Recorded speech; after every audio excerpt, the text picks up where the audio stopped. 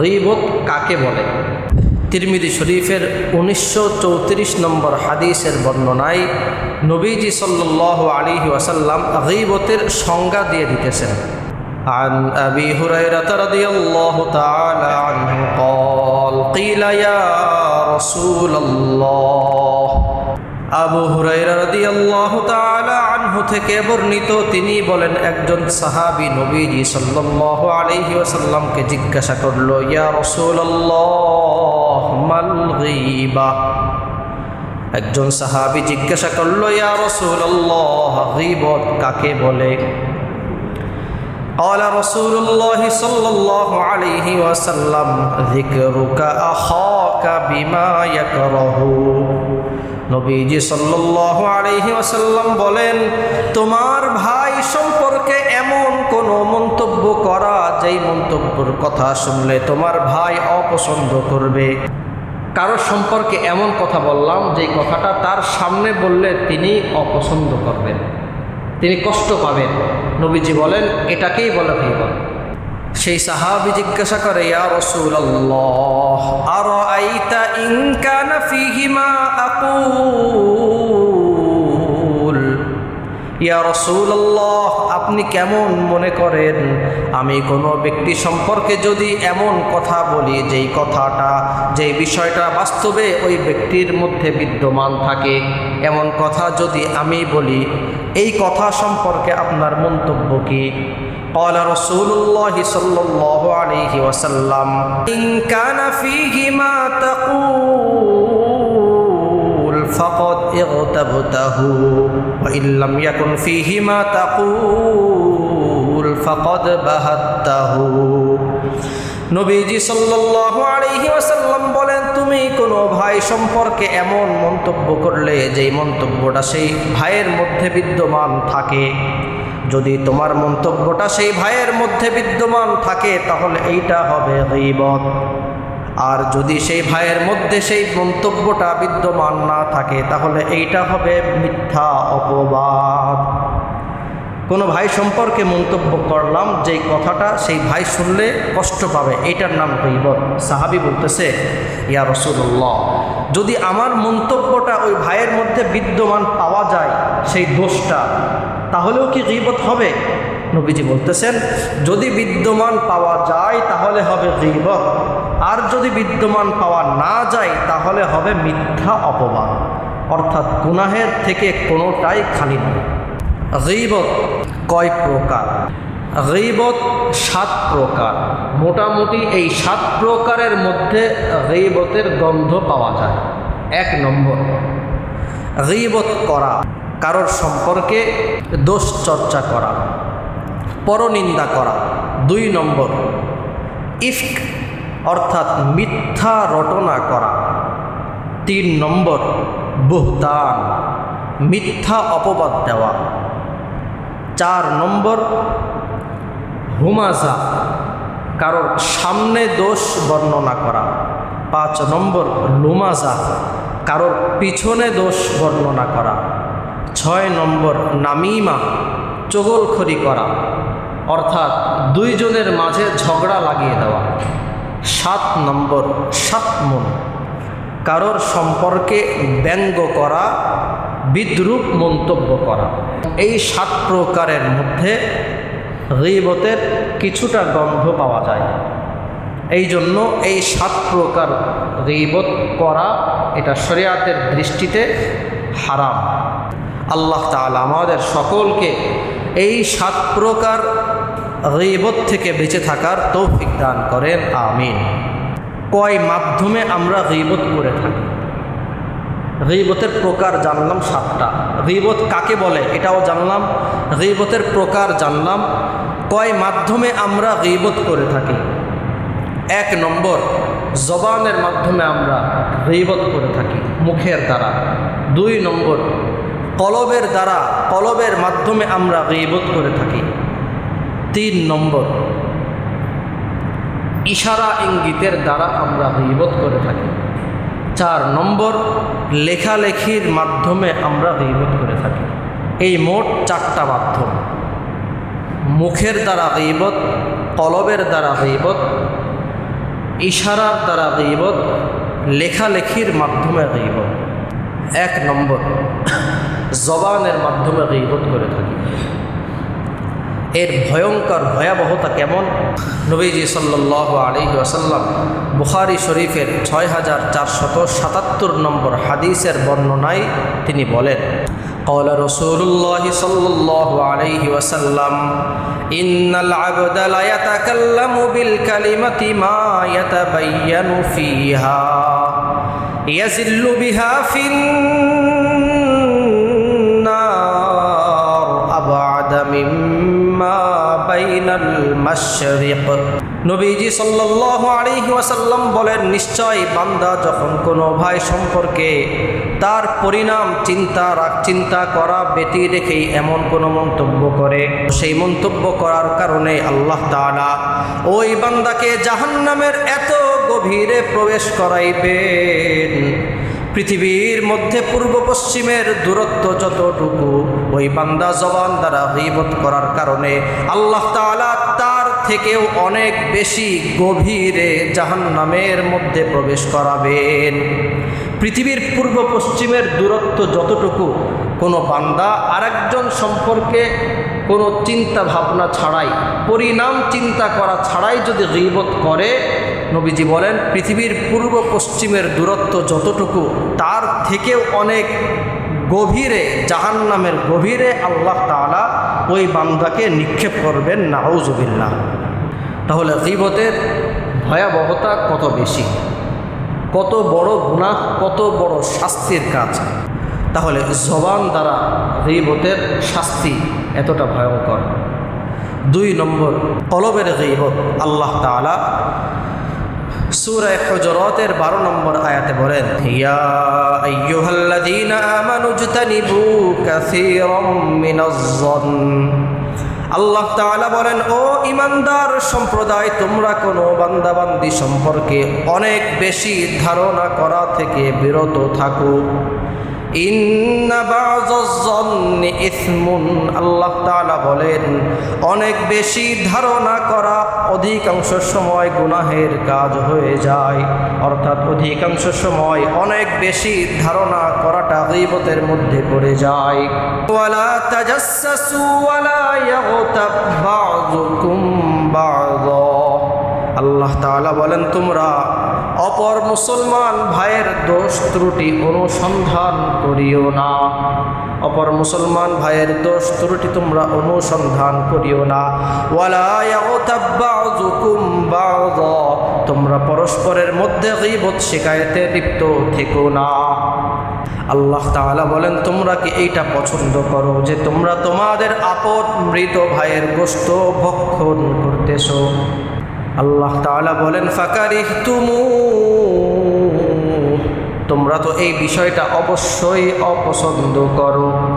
আল্লাহ নিজেই উত্তর দিয়ে দিতেছেন, তোমরা কি মৃত ভাইয়ের গোশত খেতে পছন্দ করো? তোমরা তো পছন্দ করো না, বরঞ্চ তোমরা তো এইটা অপছন্দ করো। তাহলে কেন তোমরা গীবত শিকায়েতের মধ্যে লিপ্ত আছো? গীবত করা আর আপন মৃত ভাইয়ের গোশত খাওয়া আল্লাহ তাআলা এই আয়াতের মধ্যে এক পর্যায়ে নিয়ে এসে উদাহরণ দিয়ে বুঝিয়ে দিতেছেন, আপন মৃত ভাইয়ের গোশত খাওয়া যেমন অপছন্দ মনে করো, ঠিক গীবত করাটাকেও তেমন অপছন্দনীয় কাজ মনে করো তোমরা। আল্লাহ তাআলা বলেন, ওয়াত্তাকুল্লাহ। তোমরা আল্লাহ তাআলাকে ভয় করো। ইন্নাল্লাহা তাওয়াবুর রহিম। নিশ্চয় আল্লাহ তাআলা তওবা কবুলকারী, আল্লাহ তাআলা দয়ালু। তাহলে অন্তরের মাধ্যমে গীবত হয়ে গেলে কেমন গুনাহ? আল্লাহ তাআলা বলেন, আপন মৃত ভাইয়ের গোশত খেলে যেমন গুনাহ, যেমন অপছন্দনীয় কাজ, অন্তরের মাধ্যমে কারোর সম্পর্কে একটা খারাপ চিন্তা করে বসলাম, চিন্তা করতেছি যে ওই ব্যক্তি এমন, অমুক নেতা এমন, অমুক ভাই এমন, এই রকম চিন্তা করতেছি। তো এই চিন্তা করাটা আল্লাহ তাআলা বলেন আপন মৃত ভাইয়ের গোশত খাওয়ার মতো খারাপ কাজ। 3 নম্বর, ইশারার মাধ্যমে গীবত করা। অনেক সময় আমরা ইশারা দিয়ে বলি যে ওই যে যাইতেছে খারাপ ব্যক্তি, এরকম ইশারা দিয়ে আমরা বলি। ঠিক এই রকম একটা ঘটনা নবীর যুগে ঘটে গিয়েছিল। এমনকি আম্মা জান আয়েশা সিদ্দিকা রাদিয়াল্লাহু তাআলা আনহা তার সাথেই এমন একটা ঘটনা ঘটে গিয়েছিল। হাদিসের কিতাব মুসনাদে আহমদ 25708 নম্বর হাদিসের বর্ণনা। عن عائشة الصديقة رضي الله تعالى عنها قالت دخلت امرأة قصيرة إلى النبي صلى الله عليه وسلم فقلت بإبهامي هكذا فأشرت إلى النبي صلى الله عليه وسلم أنها قصيرة। আম্মা জান আয়েশা সিদ্দিকা রাদিয়াল্লাহু তাআলা আনহা বলেন, একদিন নবীজি সাল্লাল্লাহু আলাইহি ওয়াসাল্লামের দরবারে খাটো একজন নারী নবীজির দরবারে প্রবেশ করল। আম্মা জান আয়েশা বলেন, ওই নারী প্রবেশ করার সাথে সাথে আমি তার দিকে আঙ্গুল দ্বারা ইশারা করে নবীজিকে দেখাইলাম। আম্মা জান আয়েশা বলেন, আমি নবীজিকে দেখাইলাম, ইয়া রাসূলুল্লাহ, অমুক নারী একটু খাটো, বেটে নারী, বেটে। আমরা বলি না অমুকে একটু বাটুর, বেটে। আম্মা জান আয়েশা বলেন, ইয়া রাসূলুল্লাহ, অমুক নারী একটু বেটে। আম্মা জান আয়েশা সিদ্দিকা রাদিয়াল্লাহু তাআলা আনহা একটু উঁচু লম্বা ছিলেন। তো ওই নারীর দিকে তাকায় বলতেছেন, ইয়া রাসূলুল্লাহ, অমুকে একটু খাটো। قال رسول الله صلى الله عليه وسلم اغتبتها। নবীজি সাল্লাল্লাহু আলাইহি ওয়াসাল্লাম বলেন, ও আয়েশা, তুমি তো ওই নারী সম্পর্কে গীবত করে ফেললে। নবীজি বলতেছেন, আয়েশা, তুমি তো তার সম্পর্কে গীবত করলে। তুমি যে ইশারা দিয়ে বলতেছো অমুকে একটু খাটো, তুমি তো তার সম্পর্কে গীবত করলে। অর্থাৎ ইশারার দ্বারা যদি কোনো ব্যক্তির খারাপের দিকে ইঙ্গিত করা হয় তাহলেও সেটা গীবতের মধ্যে পড়ে যায়। 4 নম্বর, লেখালেখির মাধ্যমে গীবত করা। সবথেকে বড় ভয়ঙ্কর যে ব্যাপার সেটা হলো আমাদের সামনে সবথেকে সহজ এবং ভয়ঙ্কর বিষয়, আমরা ফেসবুকের মধ্যে কোনো ব্যক্তি সম্পর্কে জেনে না জেনে গীবত করে ফেলি। তা কারো সম্পর্কে একটা লেখা দেখলাম, সাথে সাথে সেই লেখাটা আমিও শেয়ার করে দিলাম, আমিও সেই লেখা সম্পর্কে একটা মন্তব্য করলাম, অথচ আমার মন্তব্য দ্বারা সেই ব্যক্তির শাস্তিও হবে না, আমার মন্তব্য দ্বারা আমার কোনো উপকারেও আসবে না, যারা দেখবে তাদেরও কোনো উপকারে আসবে না, বরঞ্চ মাঝখানে কিছু লাইক কমেন্ট হবে, এছাড়া আর কোনো উপকার হবে না।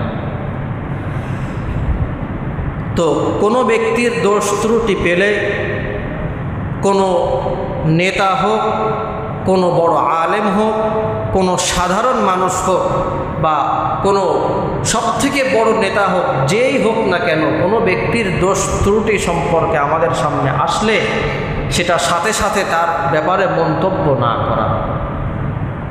সাথে সাথে তার ব্যাপারে মন্তব্য করার ক্ষেত্রে হুকুম আছে, কিন্তু সাথে সাথে যদি মন্তব্য করি, করার পরে যদি দেখি যে ওই মন্তব্যটা বাস্তবে ঠিক হয় নাই, তখন তো আমার জন্য লজ্জার বিষয়, এমনকি মন্তব্য করার কারণে গুনাহগারও হইলাম।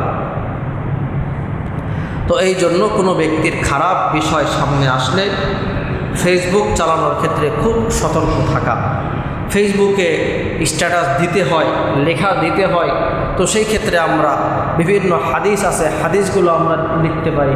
কারোর দোষ সম্পর্কে শুধু শুধু অতিরিক্ত সমালোচনা করলাম, লাইক কমেন্ট হইল, এছাড়া বাড়তি কিছু ফায়দা হইল না। তো এই রকম দোষ সম্পর্কে যদি আমাদের সামনে আসে, তো এই ক্ষেত্রে গীবতের হুকুম 3টা।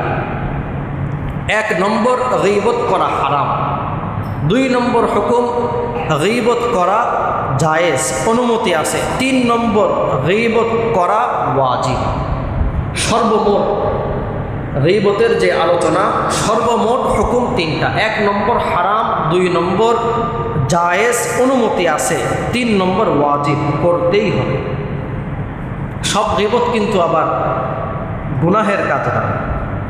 তো 1 নম্বর গীবত হারাম, 2 নম্বর গীবত অনুমতি আছে, 3 নম্বর গীবত ওয়াজিব। এই গীবত না করলে গুনাহগার হবে।